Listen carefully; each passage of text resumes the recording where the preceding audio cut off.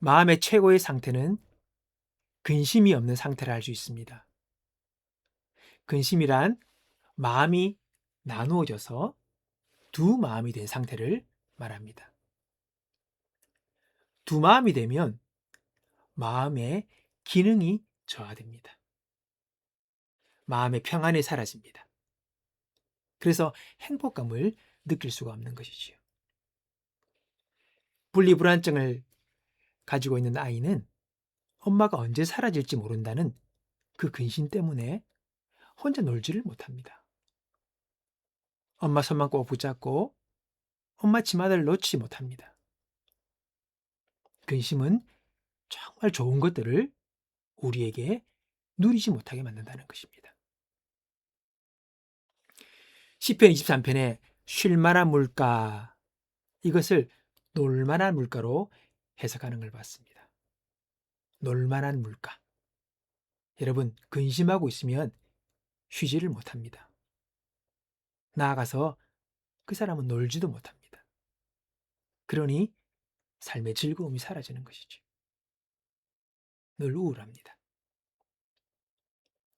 참 이 말이 정말 맞는 말 같습니다. 즐거움도 쉼도 없는 근심에 붙잡힌 우리의 모습. 그렇게 이야기하고 있는 것 같습니다. 자, 오늘 내가 즐거움이 없고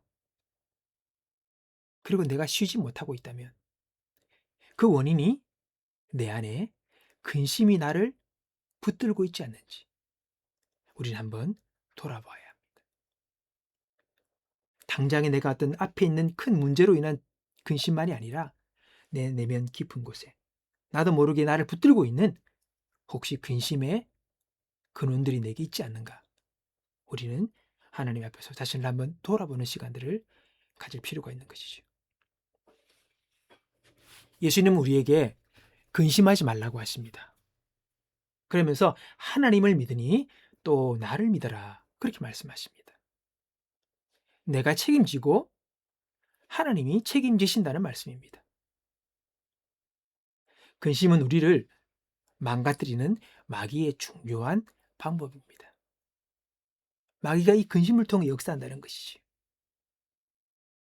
14세기 유럽의 흑사병 때 수많은 사람이 죽었는데 그 전염병보다 그것으로 인한 두려움 때문에 죽은 사람이 더 많다는 이야기가 있습니다. 그렇죠. 두려움이 우리의 영혼과 우리의 삶과 우리의 마음을, 우리의 육체를 여러분 죽이는 것입니다. 우리가 언제 범죄를 하게 되느냐? 예, 근심할 때, 마음이 두 마음으로 나뉘어질 때, 그때 죄가 우리를 틈타고 우리가 범죄하게 된다는 것입니다. 아브라함은 아들을 주신다는 약속을 받았습니다. 근데 사례는 늙어가는 거예요. 그런 아내를 보며 두 마음이 생긴 겁니다. 불안합니다. 이대로 끝나는 것 아닌가? 나는 낙이 없다. 미래에 소망이 없네? 이렇게 되는 거죠. 그래서 사례의 그 제안에 여종을 얻는 거예요. 받아들인 겁니다. 결국 이스마엘을 낳게 됐죠. 집안이 그로 인해서 풍파가 생기고 자손 대대로 문제거리가 생기는 큰 실수를 하게 된 것입니다. 두 마음은 우리가 헛된 행동을 하게 합니다. 엉뚱한 일을 하게 하고 하지 말아야 할 일들을 하게 만든다는 것이죠. 긁어부스럼 만들지 말고 믿음 안에 가는 것이 최고의 길임을 우리는 알아야 합니다. 근심 대신 기도하는 것. 이것이 오늘 그리스도인들의 해결책이고 최고의 방법임을 우리는 알아야 하는 것이지. 그럼 언제까지 기도해야 합니까? 예, 두 마음이 한 마음 될 때까지 기도하는 것입니다. 내가 믿음의 마음으로 한 마음 되어 굳게 서고 주님 안에서 확신을 가지게 되는 그때까지 우리는 기도하는 것입니다.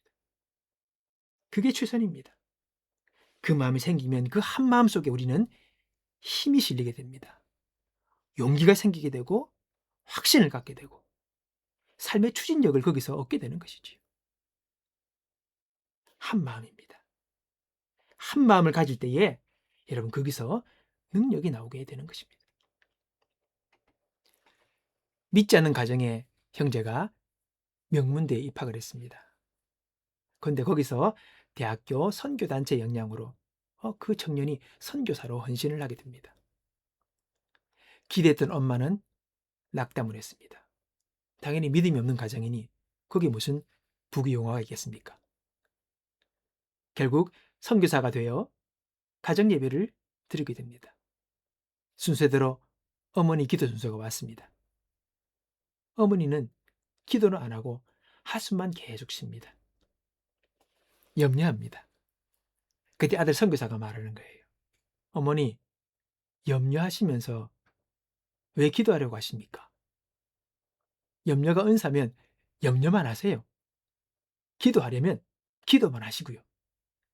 염려하고 기도하는 것을 같이 하려고 하지 마세요. 그렇게 아들이 이야기했다는 겁니다. 어머니가 아들의 이야기를 듣고 비로소 염려를 걷어치우고 기도하는 어머니가 되었다는 이야기를 들었습니다. 두 마음 중 한 마음을 걷어내고 한 마음 되어 기도하는 엄마 되었다는 것입니다. 여러분, 염려 가운데 살아가고 있습니까? 그러면 계속 염려해보는 것입니다.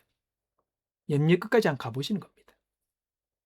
염려로 일이 풀린다면 계속 염려하는 것도 한 방법입니다. 삶의 기술이죠. 염려도 하고 기도도 한다면 이 사람은 두 마음을 가진 사람입니다. 그러나 염려가 백해무익하다는 것을 알았다면 이제는 기도하는 것이지요. 기도하기로 마음을 정하는 것입니다. 두 마음을 품지 말고 기도하는 겁니다. 나에게는 기도하는 길, 하나님께 맡기는 길, 오직 그분만 붙들고 그분만 의지하는 것이 나의 길이라고 정하고 기도하는 겁니다. 기도로 끝장을 보는 것이지요. 그게 믿음의 사람이고 신앙인이고 믿음의 용사의 모습인 것입니다. 오직 믿음으로 구하고 조금 더 의심하지 말라.